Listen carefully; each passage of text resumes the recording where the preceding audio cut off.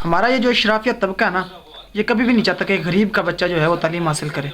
और इसकी सबसे बेहतरीन मिसाल आज का जो डॉन का आर्टिकल है फैसल बारी का लिखा हुआ, वो इसकी ना एक सबसे बेहतरीन मिसाल है। वो अपने आर्टिकल में लिखता है कि हमारा जो शराफिया तबका है ना, जो ये बोगस गवर्नमेंट ऊपर हमारे इस्टेब्लिश है, ये कभी भी नहीं चाहती कि गरीब और एक मिडिल क्लास बच्चा जो है वो पढ़े।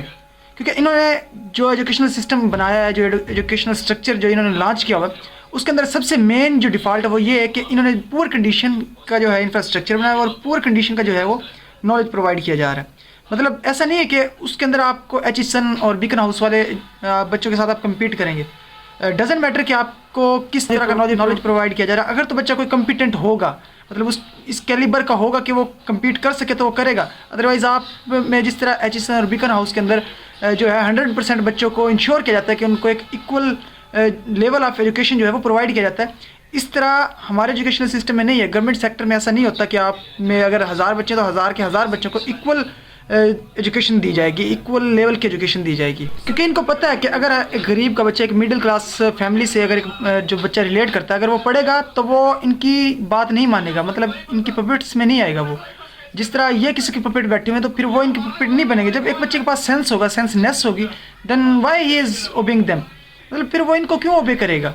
तो यही वजह है कि हमारा जो स्कूल सिस्टम है, स्पेशली जो हमारा प्रेप से मैट्रिक तक का सिस्टम है, उसके अंदर कभी भी ये बच्चे को जो है एडवांस लेवल की एजुकेशन नहीं देते, उसको ओल्ड स्कूल दिया जाता है। ठीक है, क्योंकि अगर एक गरीब का एक मिडिल क्लास फैमिली का बच्चा पढ़ेगा तो ऑब्वियसली वो जब कल को पॉलिसीज़ बनेंगी, जब इंफ्रास्ट्रक्चर बनेगा, जब पॉलिसीज़ को रीन्यू किया जाएगा तो वो उन पॉलिसीज़ के अंदर पार्टिसिपेट करेगा। वो उनको बताएगा कि इस पॉलिसी के अंदर गरीब के लिए ये अच्छा है, अमीर के लिए ये अच्छा है। तो वो बताएगा कि मेरे मुआशरे के अंदर कौन कौन से प्रॉब्लम्स है, कौन कौन सी चीज़ें हमें चाहिए, तो वो बताएगा।